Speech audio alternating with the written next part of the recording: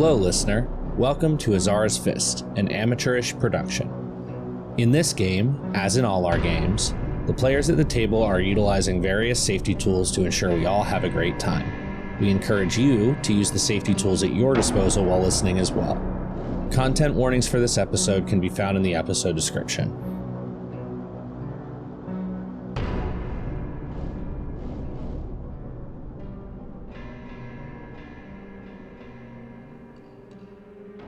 As you settle for a moment, Kaelis and B are in dire straits. I did double check that we could short rest, and I think, Ved, you said... Yeah, I have catnap. I do remember we spoke about catnapping. Remind me, catnapping is not going to remove that point of exhaustion, though, right? Correct. Okay. I'm going to use one of my 5th level spells, and I will cast Greater Restoration. Wow. Hell yeah. Oh, damn. Probably a good use to make that happen, though. Yeah. Yeah. And who are you doing that on? On you. You. On me? Yeah, you're Yeah. exhausted. You have a point of exhaustion. I have 1 level of exhaustion. Hold on to it. Oh, also, I don't think you can take it away with that. I think I have a special exhaustion rule. I'll double check, but hold on to that for a second. Okay. Timey-wimey exhaustion. Yeah, it's wibbly-wobbly, timey-wimey exhaustion. It's different when I'm tired. I'm tired in special ways. Ignore the dice roll, blah, blah, blah. When you use this feature, you gain 1 level of exhaustion. Only by finishing a long rest can you remove a level of exhaustion gained in this way. I mean, very specifically, yeah. Yeah, it's interesting because that's like the general rule for exhaustion, and then the specific greater resto gets rid of it, but then this seems to re-specify it again. Mm-hmm. I think you're reading that correctly. I think by actively saying that again, Yeah. it is saying, no, you can't get rid of this with a spell. So we napping? Who does need catnap and who doesn't? So bad. Who can benefit from a short rest? I can as well, and I can cast on myself, but... Sure. I'm down a pretty decent chunk of HP. Can we take a short rest? Like a real ass short rest? Or... I just read the spell out. Carnal Banquet is a ritual that takes 11 minutes, much like catnap would anyway. I could just cast Carnal Banquet, and we could eat of the decayed flesh that it produces and regain hit points and be poisoned for an hour. You want the risk of, within the next hour, having disadvantage on everything? I mean, I can also just drop 5 HP for each of us from lay on hands and just immediately remove it. You absolutely can. You absolutely can do that. Yep. I still need my spell slots back, so I need a short rest. You get a short rest. With okay. Part of Carnal Banquet is a short rest. Okay. It's a 7th level catnap. Okay. Okay. Yeah. That is quite a resource. All right, I'll drop Carnal Banquet. Is it actual flesh? What are we eating? Yeah. The dead guy. The spell as written transforms a field of carrion into an empowering feast. For the duration, all creatures of your choice can consume the decaying flesh of any creature. If a creature has eaten of the carrion for the duration, it recovers. So I'll pull out some beef jerky that has mold growing on it. So everybody gets 10 d6 hit points back. You recover half of your expended hit die. Can we roll hit die? I mean, roll the 10 d6 first. Okay, all right. Remove half of your levels of exhaustion, minimum 1, meaning removing minimum 1, and then you gain all the benefits of finishing a short rest. So the way that reads to me, because I don't think hit dice are a thing that are technically the benefit of finishing a short rest. So you can't spend hit dice on this, but you can get that 10d6, which might be better than your hit dice, depending on how much you would have spent. Got it. Hold on. No, just do the other things, and then I'll get back. Yeah. I rolled a very good. I rolled just okay. I rolled 43. So wait, we can't use our hit die now? I think If we do that? can. Okay. Because I'm not going to last at this rate. Oh, there's a con save before you get poisoned anyway at the end of the 10 minutes. So you might not even have to spell. Oh, so just stand near me and you get the +4 on that save and you're fine. Incredible. Love a paladin. +4 is not bad. Okay. Nope. When you finish the rest. So that is when you gain the benefits of finishing a short rest. That's exactly what it is. So you can spend hit dice as you like.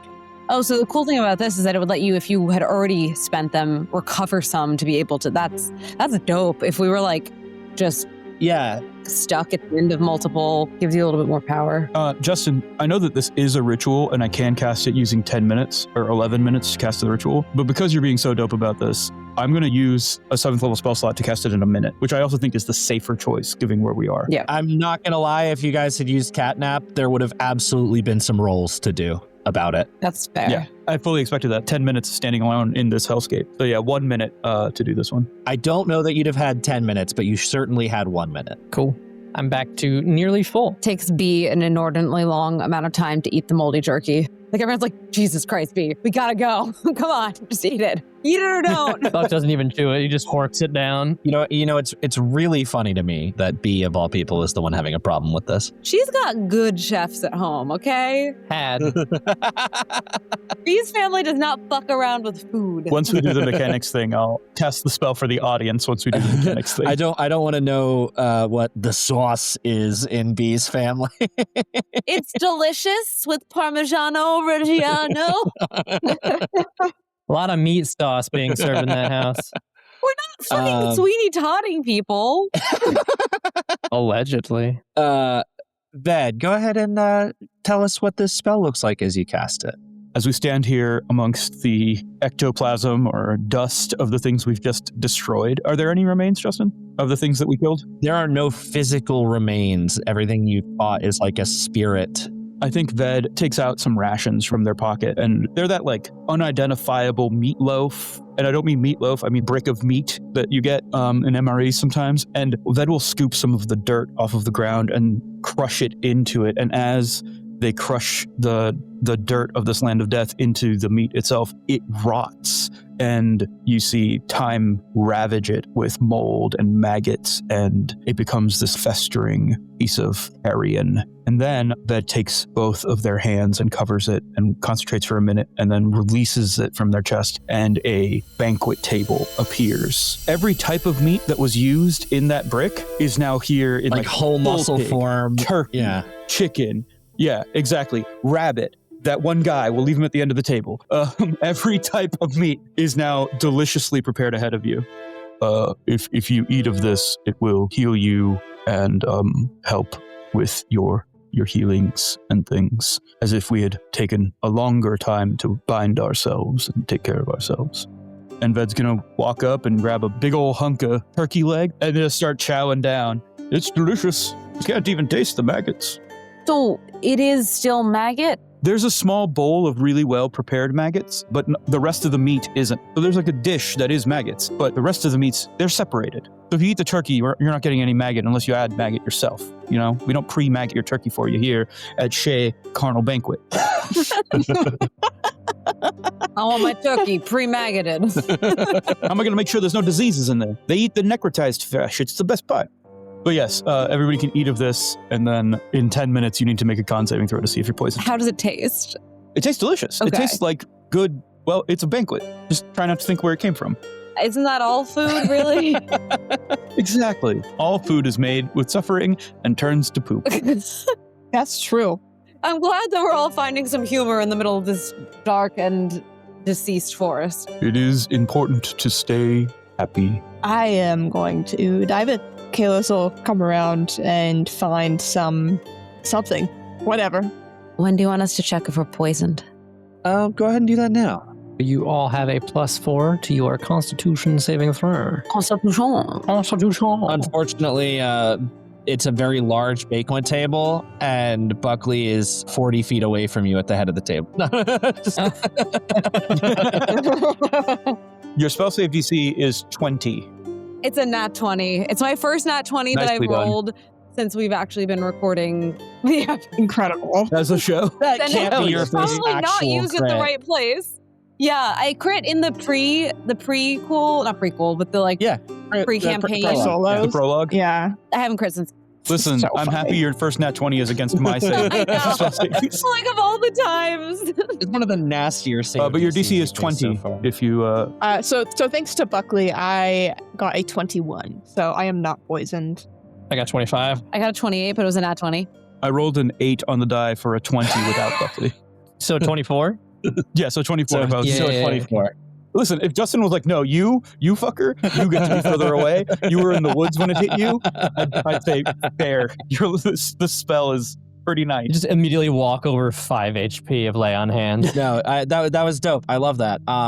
So here we are. You have gotten a short rest courtesy of a wild spell I had never heard of. And you have gotten a number of hit points and some resources back, and you're ready to move forward. As you leave from this, it would be hard to even call it a grove, because these trees are kind of everywhere and so dense, but you ran into trouble in this like finite area. You can see way off in the distance other large patches of fog, but the fog before you is much less dense. You're now in normal creepy fog, not so thick I could cut it with a knife, and oh, by the way, I literally did several times cut it with a knife. However, it is still very unnerving, and you are able to press forward. You have a vague direction from the soldiers who you met in Hell, who essentially are sending you north to a temple. There's maybe some minor landmarks they were able to give you along the way. I'm going to ask for a group survival check here. Actually, I'll leave it to you here. For a lower DC, 2 of you have to pass. Or for a slightly higher DC, we'll say it'd be 15 versus 18. One person who has a better total in that skill can roll with advantage. Is anyone proficient in that? I am. I have a +7 to my survival. Do you feel good about that? I feel pretty confident. Okay. I'm down to clown, if y'all are down to clown. I like clown. I just go nose to the ground for a moment. Like, which direction are we going? First roll is a 17 on the die. Hell yeah. Do I crit? No, I do not. 24. Okay, excellent. So as you progress through the woods here, it is uncomfortable how quiet it is. The only things you hear as this place is completely dead are your footsteps crunching into cracked ground. You hear way off in the distance occasionally some ghostly wails, and not the cool ocean going kind, just screams off in the distance. However, as you move along, you begin to see some of the landmarks that the soldiers discussed. At one point early on, you see a river that at first glance looks completely dried up until you realize that the thick black sludge at the bottom of the river is moving as if still flowing in a river. Is this disgusting ichorous liquid that is very slowly creeping downstream. The trees that you've seen so far have all been pretty barren, but you see evidence of recent growth that maybe has died not that long ago. These trees don't look like they've been any form of close to life or any approximation of life for more time than your brain can conceptualize. And then, as you, despite seeing these landmarks, you might have taken a wrong turn, or maybe those directions weren't as clear as you would have needed them to be. Off in the distance through the fog, a large crumbling temple. It's a architecture style that none of you have probably ever seen in person before. Ved, actually go ahead and make a history check with disadvantage. Disadvantage? Why, I never. Disadvantage, I will offer you an 18 on a natural 1. Oh my god. It is still a natural 1. I'm aware, but I wanted the ridiculous. That is honestly amazing. However, on a natural 1, you are having trouble recalling something that you know you have information about. And for a moment, that doesn't make any sense to you, but then you realize that so much of the information you've been asked to recall in the last couple of days to a couple of weeks has been knowledge that was given to you by Azara. This would have been Ved's knowledge, and you're having trouble accessing it here, or for some reason. I'm not certain what that is. Ved, I think it's a building. It could be, Buckley. It could also be a facade, or a palapa. Don't know what either of those are. Or a arcade. What's a palapa? A loggia, perhaps. And I'll start explaining architectural things as we start moving forward. Perhaps it is best to start with arcade. Now, arcade is an open area that is Buck covered immediately falls asleep. I scoop Buck up into my arms and continue explaining. But Buck casts catnap. Excuse me, sir. It's dog nap. Oh my goodness. As you make your way towards this temple, is there anything you would like to do before you enter? You have not seen the creature you've been told to look for yet. Yeah, you know what? I would like to use Divine Sense as we get within that 60-foot radius, but before we enter the building itself. And I would like to begin reaching out to see if I can feel where it is or if it's there, or if we're going to have to do anything to sort of get its attention or get it to poof into existence. No roll necessary. You feel maybe the most powerful undead presence you've ever felt. Okay. And granted, that's 2 weeks of material, but, you weren't divine sensing as a Hells Diver. True. So this is a horrific and massive undead presence. Certainly more disturbing in this moment than anything you were just facing. As was described to you, this creature would have come from a place that, from an elemental perspective, is death. It is the fundamental energy of death incarnate. And it's here where it probably shouldn't be. And you know that getting rid of this means something else returns in its place, and you don't know what that's going to be. You see this building, this structure, it is run down and crumbling, but you get the sense access to this place, there is either only one entrance, or maybe there is a reason this thing hasn't left this place in the 3 years that it has been here.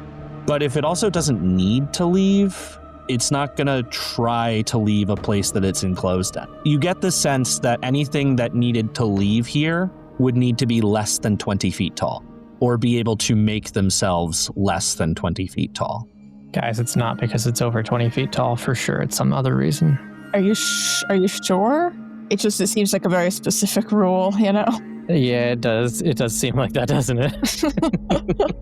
Hey, Aved, can you make me invisible by any chance? Oh, yeah. Let me...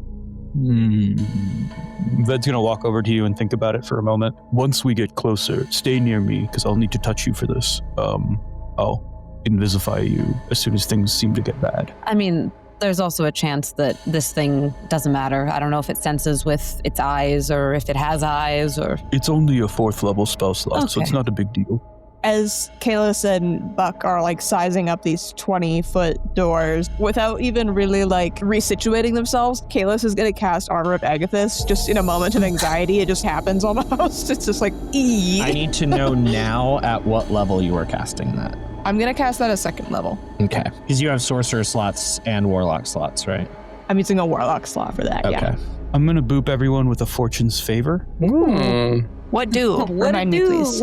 For the next hour, when the chosen creature makes an attack roll, ability check, or saving throw before the spell ends, it can dismiss the spell on itself to roll an additional d20 and choose which d20 it wants to use. Alternatively, when an attack roll is made against the creature, it can dismiss the spell on itself to roll a d20 and choose which of the d20s to use, the one it rolled or the one the attacker rolled. If the original d20 has advantage or disadvantage, the creature rolls the additional d20 after advantage or disadvantage has been applied to the original roll. Sorry, Holy so shit. every time something attacks That's a lot of words. No. One time. You can drop the You have spell. one- Okay. You have 1 point of luck. Okay. You have 1 okay. point of Okay. luck as from the lucky feat, yeah.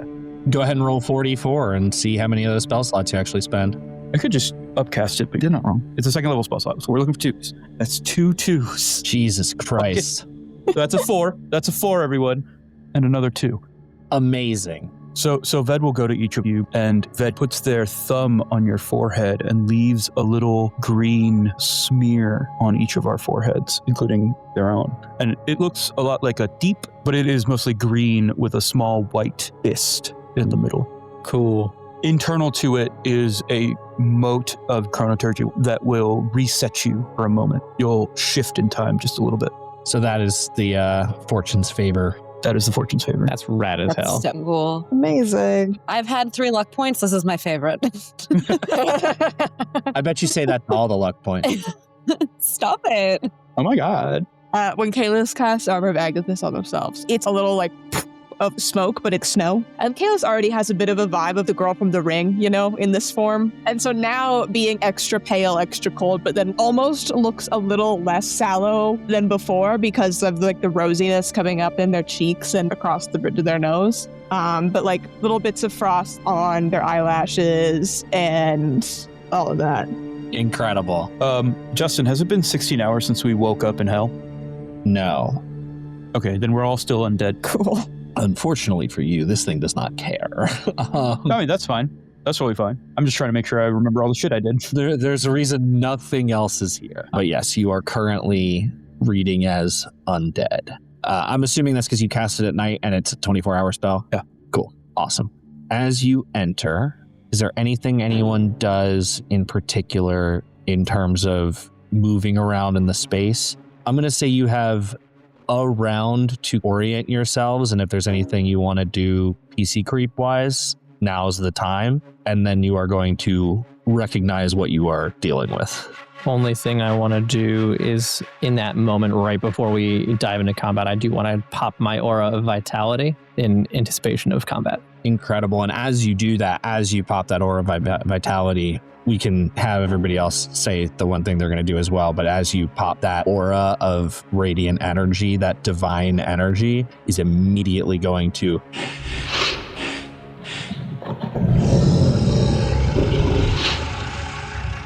Can I have gotten the invisibility before it? Yeah. Okay. As Ben does his thing, Ved will boop you with an invisibility. It's a greater invisibility or a regular one? It is a greater invisibility at 4th level, and it did, in fact, use a spell slot. So for the next minute, you're invisible unless somebody tells you you're not. Okay. Kaelis, anything? I believe no, but I am going to get kind of a lay of the land as we're walking in because after my experience earlier today, I would like to not be in the middle. Since you are pointedly taking this time to observe the space and not... Is there high ground in here? Can I stand on a bench or something? Go ahead and make a perception check, and you can do it with advantage. Hell yeah. 23. Okay. On a 23, I'm going to give you two things. The first thing, you're looking for higher ground. There is no more staircase up anywhere. Okay. But you do see an overlooking balcony over this main space inside of here. Like the choir balcony in a towny church? A little bit, but like you also see where these staircases would have gone up on either side, and they are utterly destroyed. You'd have to be able to get 30 feet up just to get to the bottom of what's left of the stairs. How high up does this room go? I'm going to say 60 feet. Oh, sorry. I need to give Kaelis the second thing. So you do see it is very dark in here. It is darker than the ambient light outside. And you think at first it's because you're mostly indoors, but it shouldn't matter because the light outside is ambient. There were no shadows under the trees, anything like that. What you realize is that this darkness is emanating from a point in the room. And at the center of that point, you can just about make out a tall, almost deer-legged creature over 40 feet tall. Head is nearly even with that balcony. Okay. And these jagged black horns coming out of the top of it. Just a gaunt, sallow, blackened torso. Okay, so you said this balcony, but you said there's not really a way for me to get to the balcony via stairs, but there is a balcony? It doesn't appear that there is a good way to get there. I would like to... I can help you. Well, I can help. Okay. So you save your thing for what you need to do, because I'm going to... Well, I'm going to... I think Katie's going to cast Fly. Yeah, And so then I can cast up Warlock to, I think, shit. 3 people with just the one spell. Do you have to upcast to include me? No, because I only have 5th level spell slots. Warlock. It's Warlock. Yeah. Oh, okay. So then I'll keep a sorcery point. Okay. I was going to say, the reason you got that perception check is because you weren't doing anything else at this turn. Right. Yeah. Okay. But if we can drop Fly on 3 people, Yeah, that's stuff. I was going to do it on myself, but I realized 5th level. So yeah, I will, as we walk into this room, Ved/Buckley, which one of you would prefer to be airborne? Who wants to fly? Who wanna fly? I mean, if I can fly, then I will probably run away to the balcony and shoot stuff from up there. But if I can't fly, I'll teleport myself to the balcony and shoot stuff from up there. Okay, well then I'll do Buck, Kaelis, and me. Yeah. So as everyone is preparing and like getting this ready, and I am looking at the room, I'm just gonna say to everybody without even taking my eyes off of it, that's a big motherfucker. That's a real big motherfucker over there. Holy shit. I thought you said he wasn't more than 20 feet, Buckley. Oh, he's more than 20 feet. No, he wasn't less than 20 feet. Oh, he wasn't. I see. I misunderstood. No. If he was less than 20 feet, he'd have gotten out the door. Yep, I can see now where my brain did not connect. I have found the error of my ways. Although I think Buck did say it wrong on purpose. Yes. Audience, Katie understood. Yeah. No. B this was is role play. the one that had the problem. Katie was testing us. And, Ben didn't say it wrong. Buckley did. And we failed. Katie didn't misunderstand. B did. Yeah, if I ever say something that is incorrect, it was B. Ever. Yeah, exactly. Even when we're not playing D&D. IRL, like out and about. At your job. Oh, sorry. I just got into my D&D character for a moment. That character bleed is why I forgot to send the email. Okay, anyway, Okay. roll initiative, fuckers. Quick point of clarification. We've cast fly. We have not been able to fly yet, right? Like we have... Correct. Okay, great. I've given you essentially like an action. I'm feeling great today. That's a 21. I also got a 21. 10. Wow. 15. Okay. Katie, what's your dex? My dex is 2. I go first. My dex is 3. Okay. My dex is 1. Hey, Shawn, show us your dex. Hot. It's a 12. It's a +1. It's my intelligence that lets me go fast. In any case, I pre-rolled these initiatives. Plural? Sorry, no, this initiative. I was like, yeah. sir, Sir, you said nothing else was here. I feel like perhaps that might have been a small lie, but we're going to find out. At the top of initiative with a 23 is going to be the Nightwalker, which is appropriate, I think, as Buckley booted up that aura of vitality and you conjure that into the space around you. This 30-foot radius, glowing, radiant aura. Yeah, I have in my head this shockwave of sparkly gold magic blasts out, hits the ground, and spreads out. Hell yeah. So this aura around you has alerted this thing to your presence, and it turns to you, these dark, hollow eyes. It is about 50 feet away from you. This is a very large room. The foot of those staircases is about 60 feet from you, and the balcony is like 40 to 50 feet up, and then at the back of the room, which is 100 foot. This is a large building, and you see as this thing turns towards you, it is going to move amongst all of you. It is moving incredibly slow, but it is covering a fairly great distance in that time because the strides themselves are massive. And as it gets within about 15 to 20 feet of you, I'm gonna roll to hit. Who are you trying to hit there, buddy? All of us? That is a 19 to hit Kaelis. Just hits. And Disadvantage. okay. Are you using your... No. I'm using my I'm a sentinel. Oh. Sorry, that was a 20 to hit Kaelis, and the second roll is a 22. And then that is a 19 to hit B. I'm going to use one of my 3 luck points. And make it roll again? Yeah.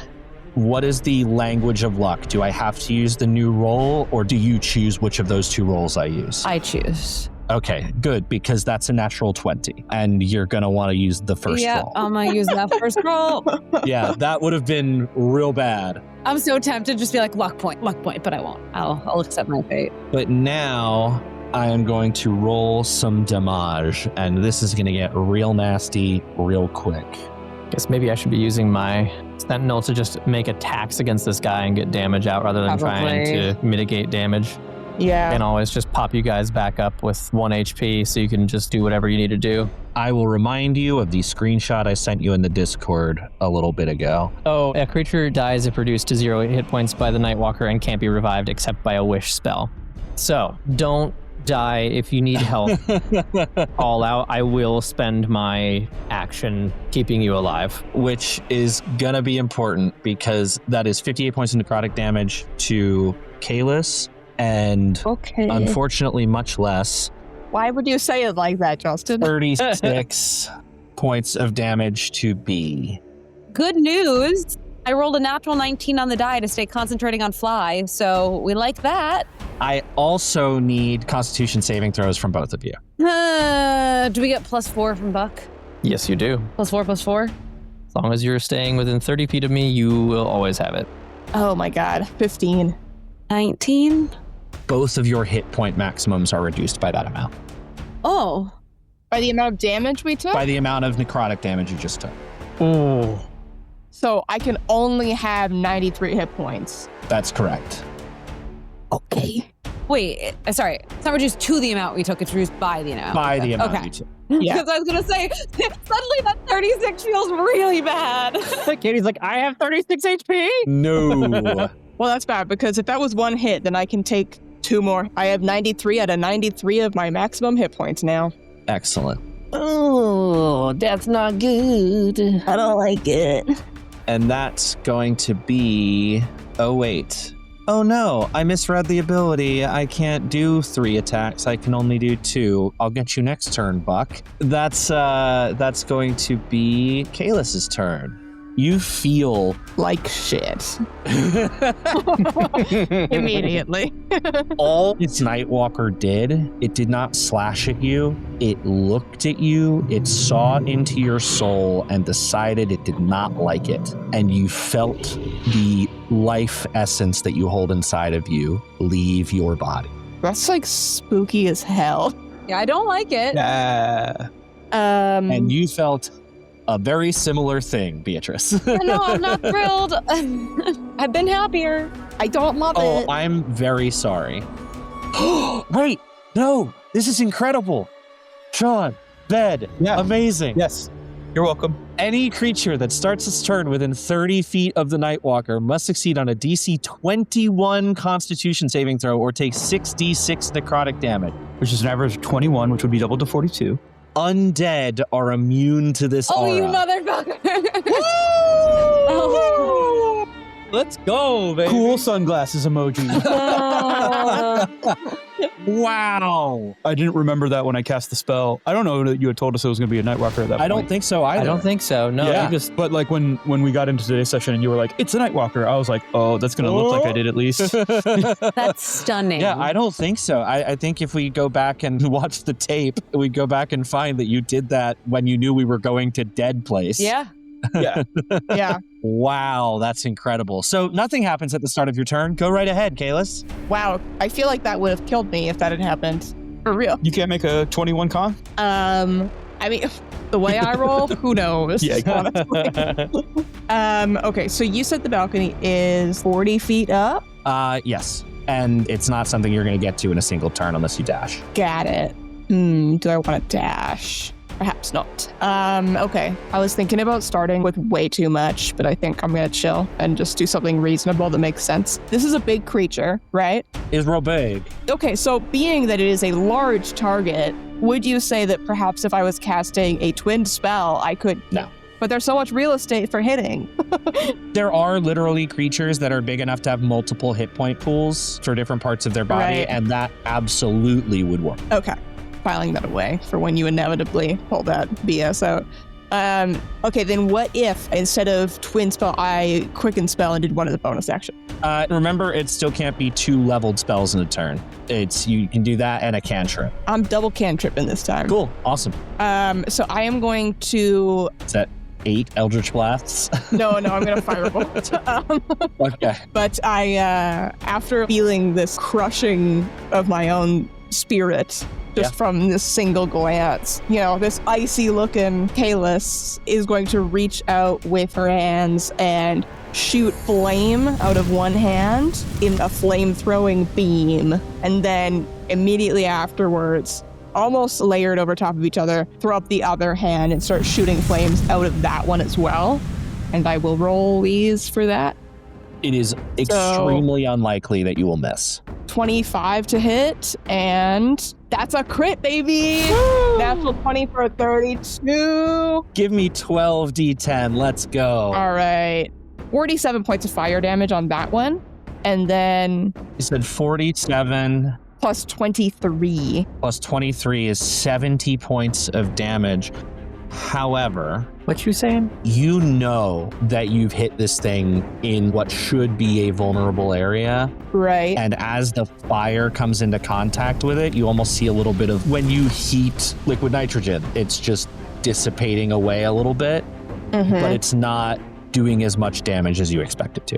Yeah, okay, so this fire is coming out and it's hot enough that actually even some of the ice on Kaelis's face starts to melt a little bit, and as that fire goes away, that melted liquid refreezes, looking like weird little tears. That is going to be Biatrice. Right. How close is this thing to us?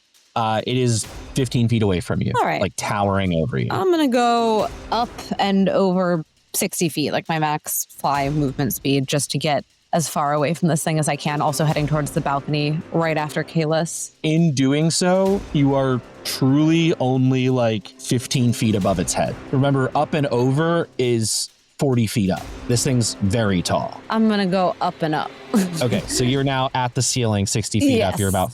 You're about 20 feet over its head. Yeah. So first thing that I'm going to do is put my Hexblade's curse on this motherfucker, and I am going to Eldritch Blast the shit out of it. Eldritch Blast. Hell yeah. And I started blasting. Go for it. I crit because I crit on 19s and 20s with my Hexblade's curse, and I got a natural 19. Yes, you Okay, do. yeah, you do. So I'd say let me roll again to see if I crit, but Go ahead and roll everything because you got, what, 4 of these you got to do? yeah.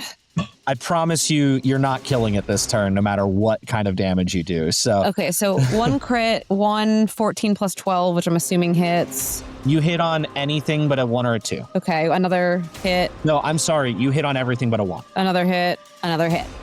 So 1 crit and 3 hits. 3 hits and a crit. So 3 hits and a crit should be our band name. I like that. Especially since there's 5 of us. Because we got to double one of them. so that's 71 points of force damage. Cool. Hell yeah. And then I'm gonna action surge and Hell yeah. do it a fucking go, fucking dude. again. The exact All right, same give me thing. 4 attack rolls. All right. You hit on anything but a 1. You have advantage because you are invisible. Crit, Nice. hit, hit, hit. So 3 hits and a crit, baby. Okay, so same exact Yeah, roll. You're same. doing 5d10 plus 44. Apparently, I got to do it. 44. I mean, terminal consonants. Terminal consonants. 44. that 44, my lord. would be 75 additional force Hell damage. yeah. Yeah. That's fucking awesome. That's force damage? That is force damage. Yeah. Does he seem to take all of that? He seems to take all of that. So I basically very yeet nice. myself into the ceiling. And can I perhaps push him with those Eldritch Blasts? Because my repelling blast... The wildest thing about repelling blast is that there is not a size requirement. Sick. You can push a Tarrasque with it. That's so funny. Like, well, not a Tarrasque because it can't be affected by that spell. But, in theory, you can push something that big. Cool. So yeah, you can do that. It's 8 hits. Do you do it on all of them? Because that would make it all the way on the other side of the room. Don't do that. I was thinking, no, I think I'll probably get it to be about 30 feet away, if that's okay for you, Buckley. You can do it on one of those and it's 25 feet out. and Okay, then- yeah, let's do that. So I superhero take off all the way to the top. And nobody sees it. Yeah. It's the coolest shit ever and no one sees it. Only you, the audience, can see this in the animation style. And you just see 8 red beams of light, one after the other, hit this gigantic creature in the chest and send him backwards 25 feet. I like to think each one of those hits him and moves him back a foot. and the net result of it is that you've moved it 10 feet one time. So it is now 25 feet away from the group. Unbelievable amount of damage from something it did not see and it has been absolutely crushed in this moment. That is going to be Buckley. Hey, B, anytime you want to do something, now's it. Now's the time. Eldritch Blast. Reaction. Yeah. Warcaster. Yeah, can I take my reaction? No. This is a fuck it we ball moment, so I'm going to spend my action and activate my keystone ability of Invincible Conqueror. Buck, who already is kind of glowing because of the fact that I'm concentrating on aura vitality, is going to lift up off the ground a little bit because of the fly spell, which is delightful in this moment for the aesthetic purposes. And then wings sprout out of his back. And I think there's a fair bit of enmity between him and this creature. And rather than holy fire coming out of his eyes, it's pouring out like smoke, so it's descending as opposed to leaking up. And as a bonus action, I am going to cast Compelled Duel. So it has disadvantage against anything that's not you. Yep. Cool. That is a DC 19 Wisdom saving throw. How wise is this motherfucker? Sorry, and we can still hit him. Mm-hmm. You can hit him. He has, if he succeeds, then nothing happens. But if it fails, then it has disadvantage on attacks made against anyone other than me. Okay. All right. Also worth noting, I now have resistance to all damage. That's dope. So that's Very a 19 on the die. Okay. -1. Incredible. You want to use one of legendary resistances, you big motherfucker? It does not. It has other need for that. Delightful. And that's a failure, and it just wants to fight you. Let's go. Yeah. And I will, I guess, stride almost like I'm walking upstairs, and I will walk towards it as I begin to float higher so that I'm getting closer to, actually, it's 40 feet tall. I'm going to get right up in his face. Hell yeah. Just to be sure, is there anything in that feature about the charmed condition, or is it, oh, this guy's not immune to charm anyway, it's just frightened? Okay, cool. Yeah, cool. Ved. Cool. You'll see Ved split into two versions of themselves and cast two spells that cost an action at the same time using Quicken Spell and a Spell Driver. But you'll see two versions of Ved, 2-time variants, and one of them is going to Vortex Warp up into the balcony, and the other one is going to let out Atasha's Mind Whip and then stop existing. What's the distance on Vortex Warp? 90 feet. You'll have to move a little bit, but we'll say you can do it. Yeah, because you'd have to essentially use all of your movement to get around it without provoking an opportunity attack, and then do the Vortex Warp, because it is further than 90 feet, but not so much that you it's not along the sides, it's on the other side. Correct. Great. Well, cool. But I do this. You can do that. You are now a good 100 feet away from it. And then Tasha's Mind Whip, which is an intelligence saving throw, please. Okay. This thing doesn't seem smart. It's not giving intellectual. I have no idea. That is an 18 on the die. There's no books in this. I don't see a single book in this temple. -2. Okay. Oh. -2? That's an 18 on the die, -2 for a 16. I read that motherfucker. Wow. Yeah. I said, you look dumb. Mental stats, not its forte. That tracks. You know what? Why don't you take 6 psychic damage on my 3d6? Hell yeah. Is it dead? Yes. No. Oh, well, Sick. don't worry, because now it can't take reactions until the end of its next turn. And on its next turn, it can choose whether it gets a move, an action, or a bonus action, but it only gets one of the 3. Yep, that's what it says. Fuck yeah. I don't think that this takes away multi-attack, notably. Heard. It doesn't Good. quite do that as far as slow goes, but it is action, bonus action, or movement, not all 3. So immediately then, as your turn ends and its turn begins, it is going to turn back around to you and literally just lifts up a clawed hand, points, and I need a wisdom saving throw. Okay. Is this a charm or frightened condition? There is an additional frightened condition. Do I have advantage? Yeah, I'll say yes. Also, I rolled 2d4 and got 2 2s and kept both my spell slots. Nice. With advantage, we have a 17 plus 6 for a 23. Cool. You're going to pass, but you're still going to take a significant amount of damage here. And this is not a reaction. This is not a reaction. This is its turn. Oh, heard. And it's the only thing it can do in its turn. Crazy. Yeah. 78 points of necrotic damage, halved to 39. 39 points, heard. To be clear, this is not a It is melee not attack. an This is attack roll. It is a All right. saving throw that it can force, and it has a recharge. With that in mind, we'll turn to you and take an attack. Wonderful. I'm getting ready to be disappointed by whatever bullshit PC creep you guys throw at me, but that's a natural 20. Ooh. No. Are you going to use your luck, Ben?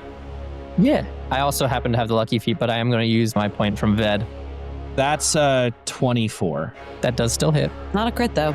It is not a crit. Not a crit. That would be very bad. Ved will reach out, and you'll remember that Ved adjusted your strap on your shield a little bit, and that strap does not break in this moment as the green teep away. Hell yeah. That is still going to be a not insignificant amount of damage. I do need a DC 21 Constitution saving throw from you. Yeah, I passed that easily. 26. Okay, that's going to be 50 points of necrotic damage. After 25, I'm resistant to all damage. Yep. And your hit point maximum is not reduced. Sick. Okay. It didn't feel like it needed to move, and this stat block has not a bonus action in sight. So that's its turn. Cool. It has its reaction back. Kaelis knocks. So because I forgot last time, I'm gonna start flying now. You got the flight beaten out of you last time. Yeah, I forgot to fly. Yeah, I was like, Kaelis, pay very close attention. I'm going to put my hand on you, and after this moment, you're going to be able to fly. And then I made eye contact with the thing, and then, yeah. And it was all over. That was it. So Kaelis is going to start to move along one of the sides of the room towards the balcony, not using more than my normal movement because I have stuff to do. Okay. And I want to try and get height before I get distance. Smart. Following my playbook. Same brain on that one. The good news is you were already out of its threat range because it's further away now than it was when B tried to fly.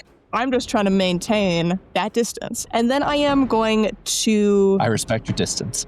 Room for the Lord, you know? So I'm going to use Quicken Spell, and I am going to cast Mind Sliver.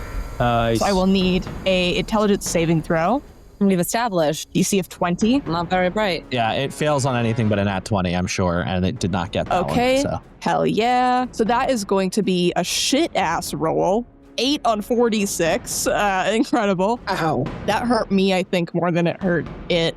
Is that psychic damage? That is psychic damage. And Kaelis is just going to throw a thread of an aberrant brainwave to, meet in quantum space with its brainwaves. And then my main thing... How does it react to that psychic damage? Does it feel like it takes little all 8 of those little points? Did I annoy it just enough to notice a difference? I also did psychic damage. Did it seem to? Yeah. It sniffs a little bit as if it had an itch in its nose for a moment. It's smelling like a little bit of burnt hair or something. Yeah. A little singe. You got allergies? What's going on here? Pollen count's high in hell right now. Oh, gosh. I start sneezing. And then centered on the creature, I would like to cast Hunger of Hadar.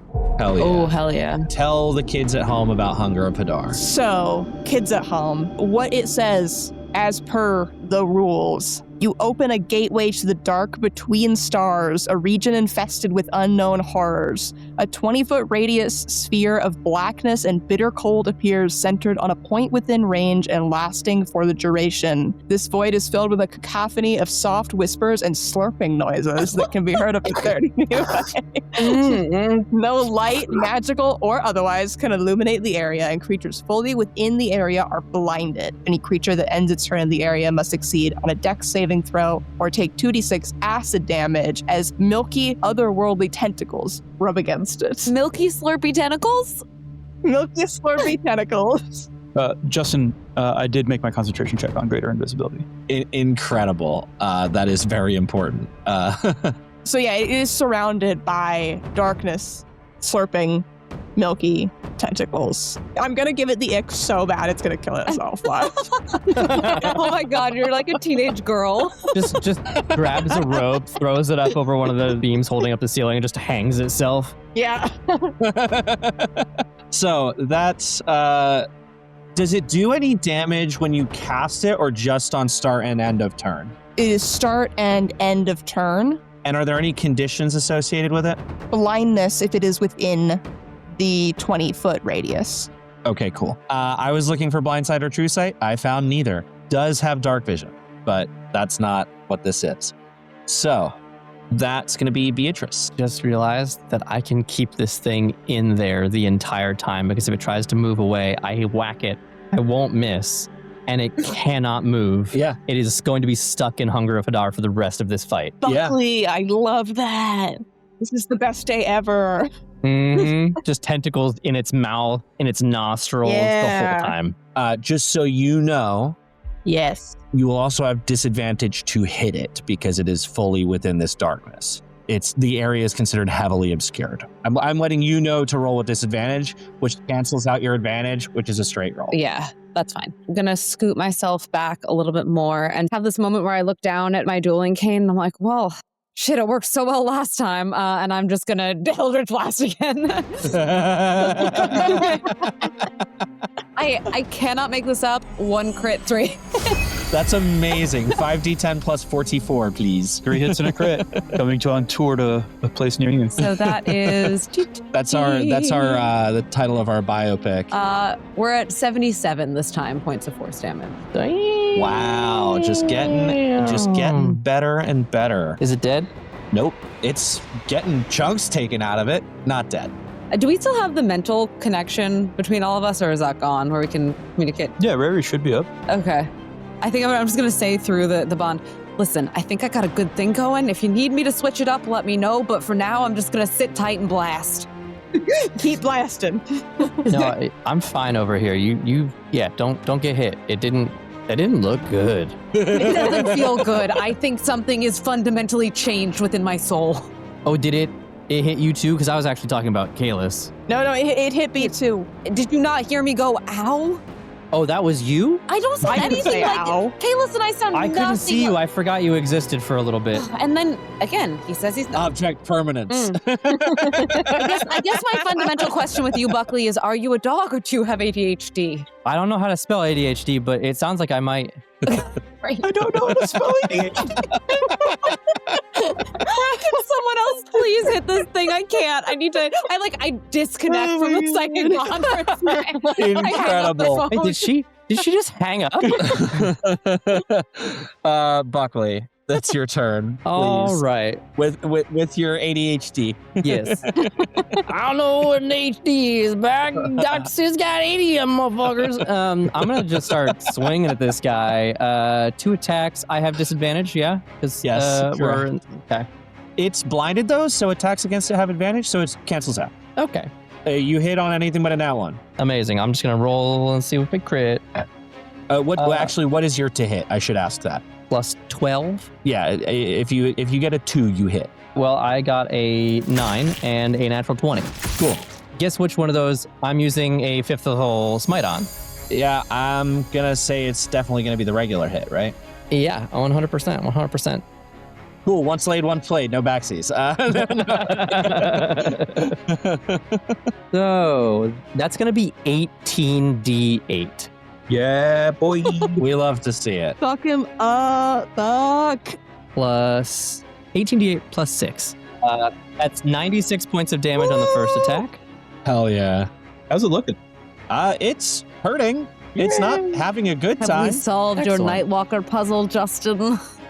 Not yet. Hit it as hard as possible.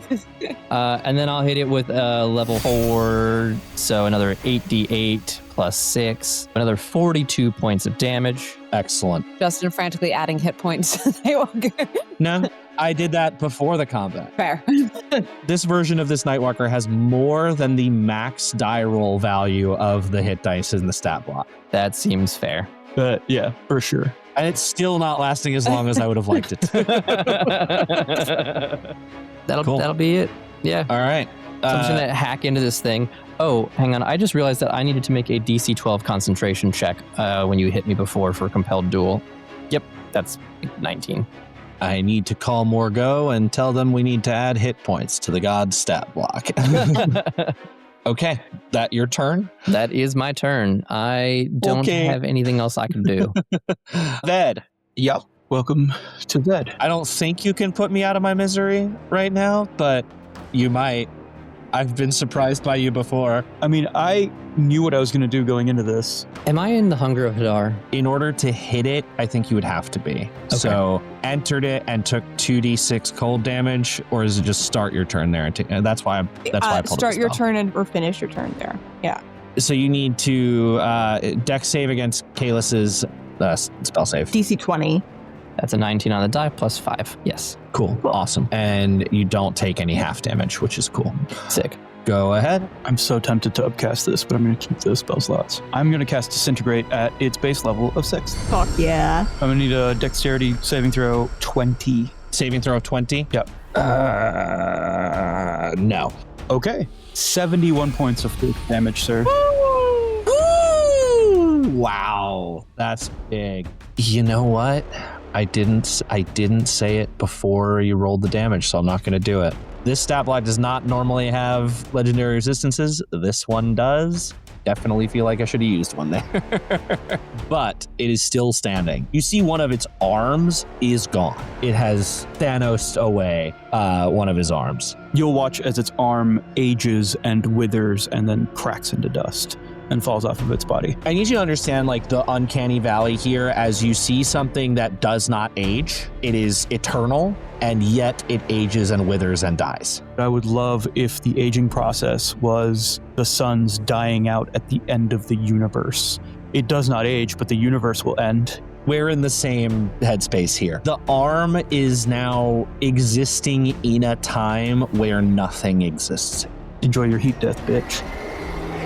Anyway, so that's my action. Cool. What do you got as a bonus action? Yeah, let me look. Well, I got Blade of Disaster. No. Honestly, I don't think that's lower than 3rd level. Well, yeah, and I'm saving my wish in case any of us gets fucking murdered.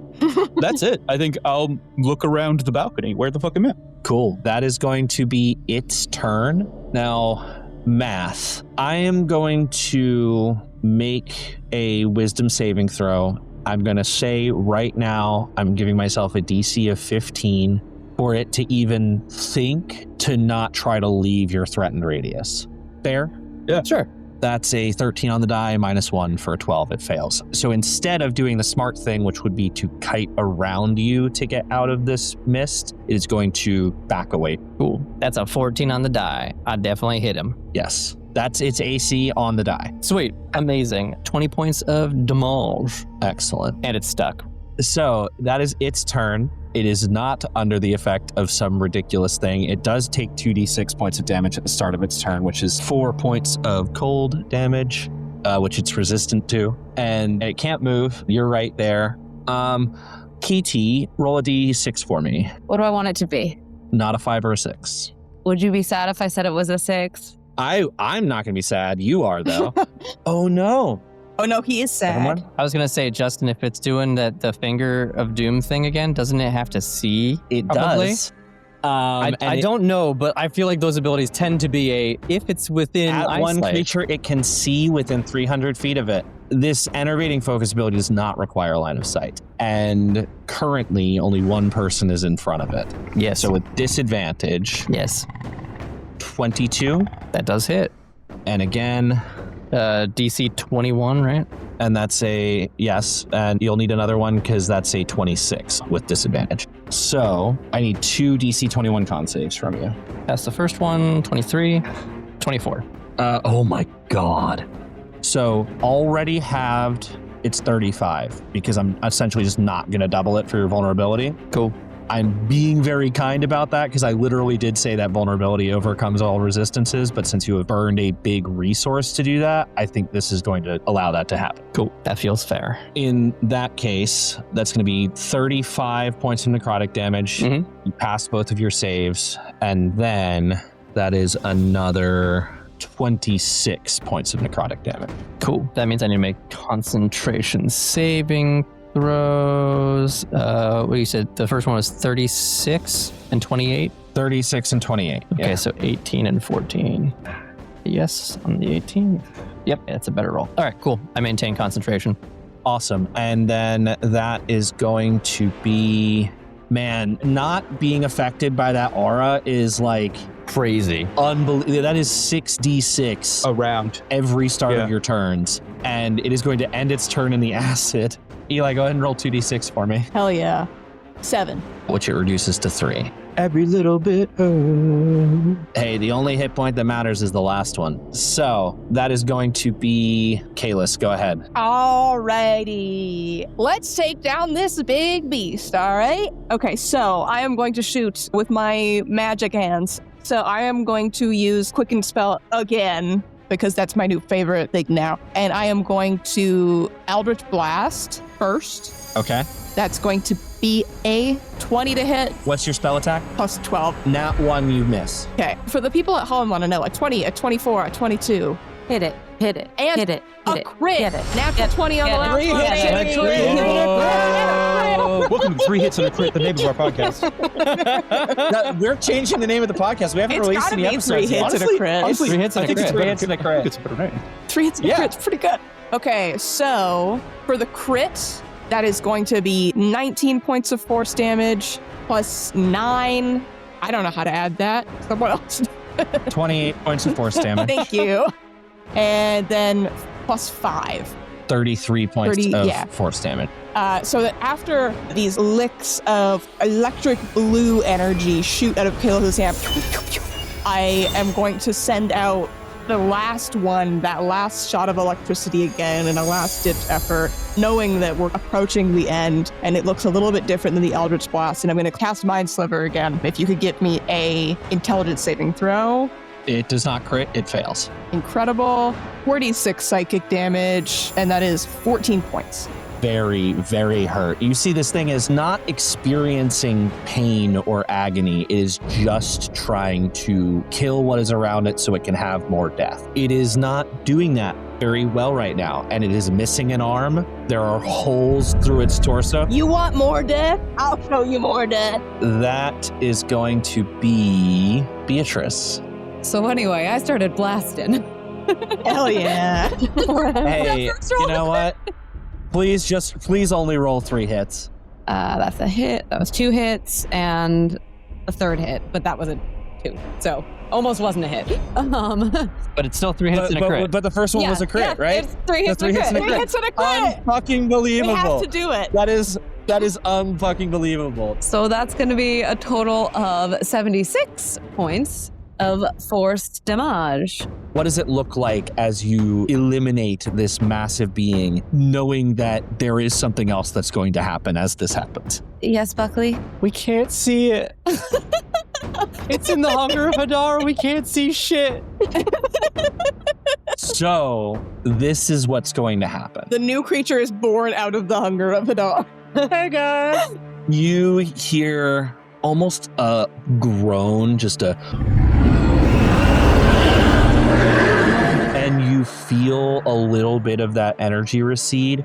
And then in the room, there is an explosion of deathly green light. All magical effects that are currently in place, for every magical effect you have on you right now, I need a DC 20, essentially concentration check for anything you're concentrating on. So fly spell. I rolled a 19 plus stuff. Hunger of Hadar and Invisibility on me. And then Ved, I need 25 for greater invis. cool. 19. Yes. 19 fails. So Hunger of Hadar dissipates in this burst of green energy, and standing in place of the Nightwalker, you had the Lord of this realm, Zalthar, described to you. This is nothing like what you expected to see. You see coming out of this green, just the withered skin, mummified almost, every protrusion of bone that you could possibly see, this thin canvas of skin. It almost looks well preserved in that nothing else has touched this in 3 years that it's been here. This is not a man anymore. This is a monster. So as you see what used to be a lord of some faraway land, Zalthar comes out of the green portal that opens up in this massive explosion of necrotic energy. And as he comes out, I need every single one of you to make a Constitution saving throw. Another one? 25.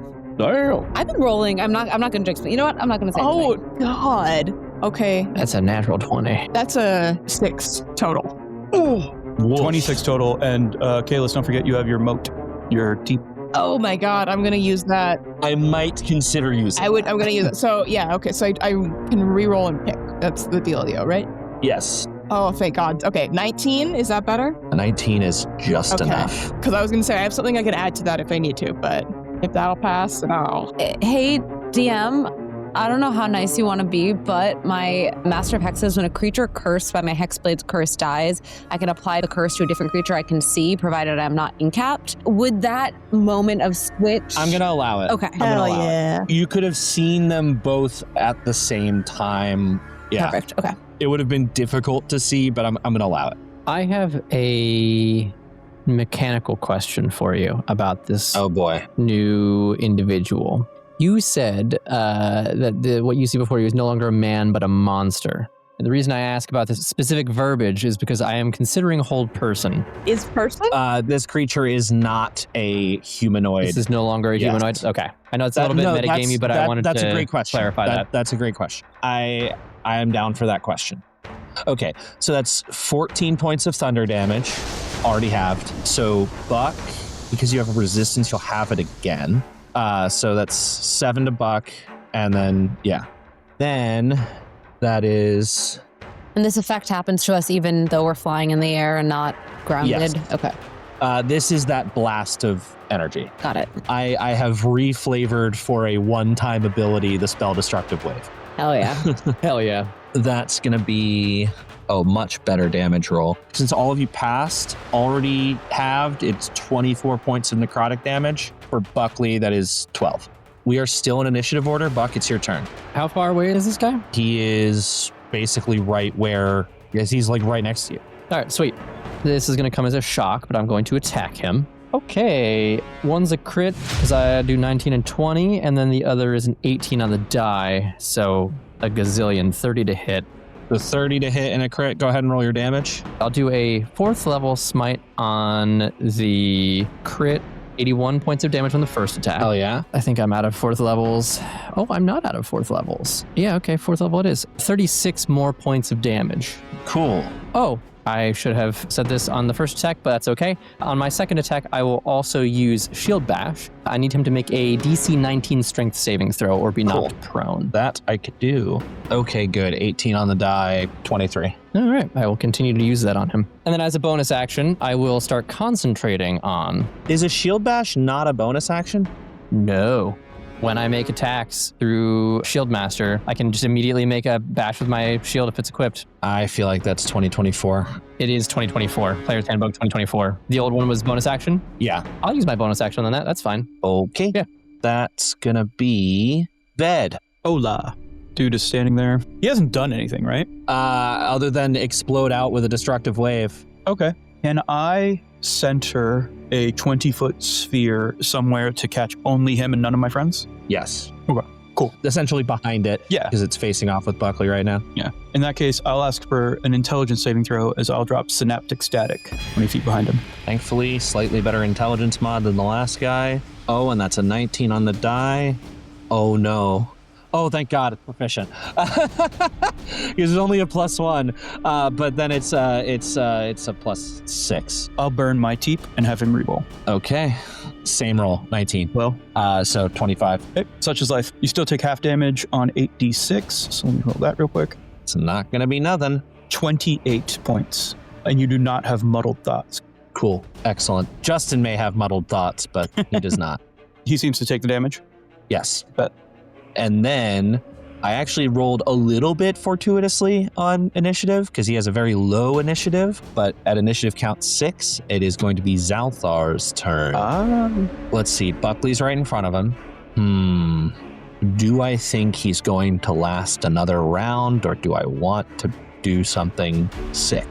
Despite knowing I'm likely the target, you should fucking absolutely do something sick. Fucking do something sick. This dude knows that we took out the nightmare. There's no way he's going to be holding back. Right. So, 2 of you, because I think B is too high in the air. Kaelis and Buckley, I think, are just close enough to each other for them to both be affected by a 30-foot sphere. I think you're just close enough. So, I need each of you, Buckley and Kaelis, to make a dexterity saving throw. Is this a spell? It is not. Okay. Ooh, 23. 21.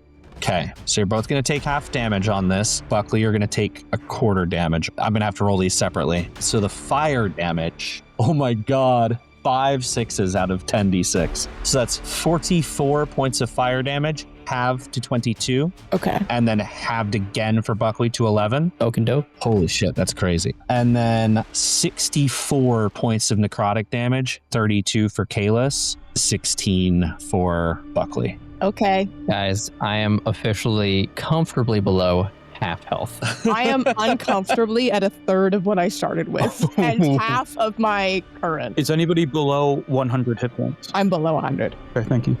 That is a huge action that it takes, and that is all it is going to do. All? That's it? That's it. And that is going to be Kaelis Nox. You guys could take this out in this turn. You might not. I don't know if I want to spend a big spell slot. Fuck it. Let's just do it anyway. Fuck it. What's the worst that can happen? Fuck it, we ball. I'm losing hit points. I gotta do something. I feel like with this new creature that's come out, Kaelis was expecting this, but it's also just like, nah, I don't have the time. I don't have the energy. I'm having a bad time. And so I'm going to upcast Disintegrate to 8th level. Cool. And do some big fuck you. He does have magic resistance, so he rolls advantage, saves against spells and other magical effects. What if I give him a wet willy as this is happening? Does that counteract his resistance? No. That's impressive, honestly. What's the saving throw? Dexterity saving throw, right? Yes. Oh, fuck. Roll low. That's an amazing sound. Manifesting a low roll. That is on a 2 and a 9 with advantage. That is a 15. Hell yeah, you do fail, motherfucker. Okay, so that is going to be 16d6 plus 40. Oh my. That's 94 points of bludgeoning damage. Holy shit. God. So, fuck you. And then I am going to quicken spell Eldritch Blast. This thing is furiously clawing out towards Buckley. It does it has a longsword, and it looks like it's going to attack Buckley, and it's not fully disintegrating away, it's not fully deteriorating, but it is looking unstable. I imagine Kaelis' same blue magic that I described earlier is forming this, and it gloms on to the body in this shiny glowing mass and is eating like an acid. And then Quicken Spell, Eldritch Blast. I got 4 beams. Let's go nuts. 28, 22 to hit, 14 to hit. Miss. And 29 to hit. 3 hits and a miss. So a 3, a 9, and a 7.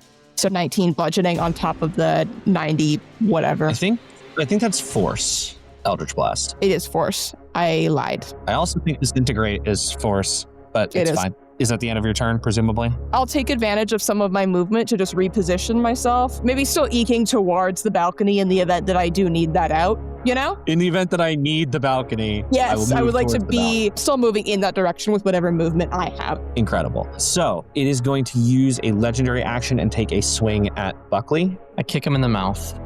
I say no. You might. Oh no. You crit? I did. I'm going to use a luck point. You better. I do kick him in the mouth. Another crit. Another luck point. Shake it up, Justin. Okay. Shake it up. Okay. DM, you're going to be okay? You're the one hitting us. We're in a better killing place. us. You got this, all right? You're going to be fine. We're going to make a 14 half to 7 points of slashing damage. Okay. And, ooh, that's a very good damage roll.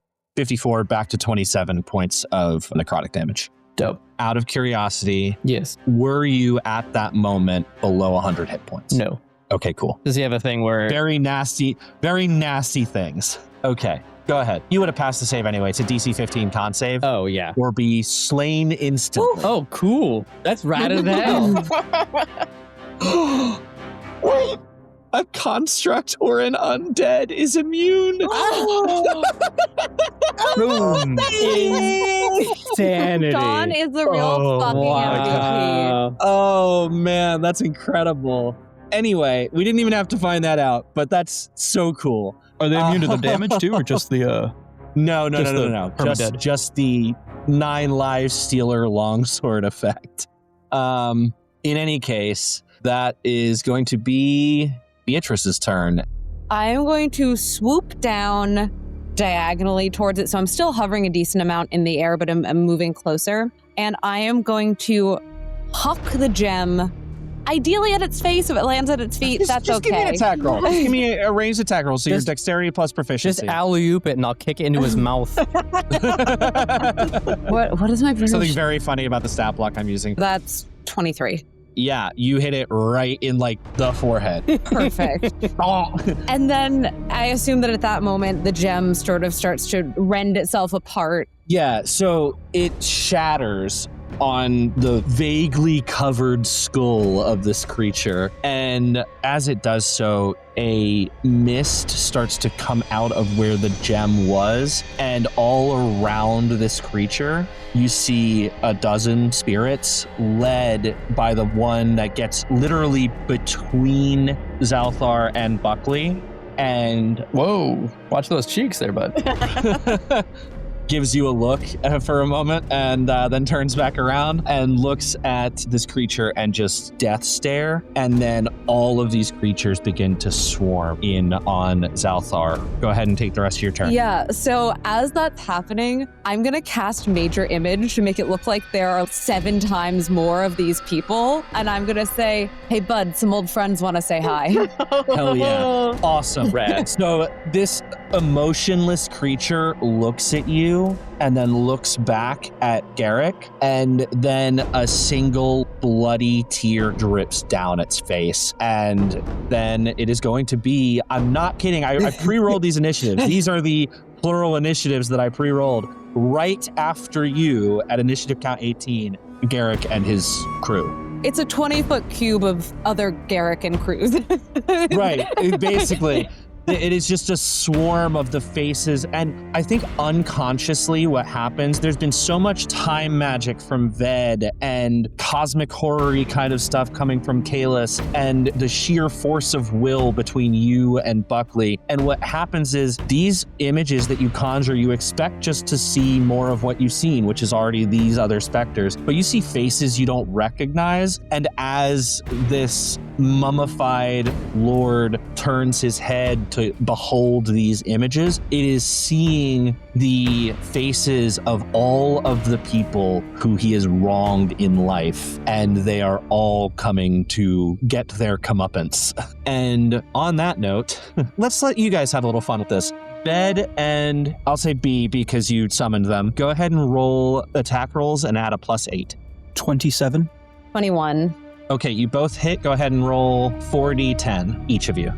25. 24. What does it look like as this swarm of creatures devours Zalthar? I think as they all begin to descend upon him and start physically ripping what is left of this flesh away from his body, they fundamentally disassemble this creature that is in front of us. And for just a split second, right before he is nothing, we see a flash of the man that walked into this temple, and then it's gone. And as you do, you see this flash of the man who walked into the temple, and you see in this image of him, he is wearing a amulet that radiates with this golden glow, similar to the aura that Buckley has. And as he dissipates, the amulet falls to the ground, and it is all quiet.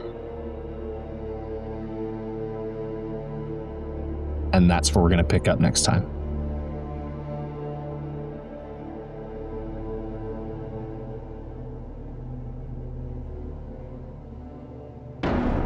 Thank you for listening to this episode of Azara's Fist, an amateurish production.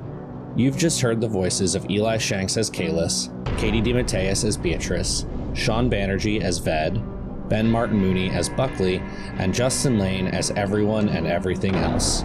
Editing for this episode was done by Ben Martin Mooney and Katie DeMatteis, with sound design by Cy Rutherford using assets from Monument Studios. Join us on Patreon at patreon.com/amateurishproductions for special bonus content, including our immediate reactions to each episode at our free tier and full post-edit talkback episodes at all of our paid tiers. Thank you, and we'll see you next time.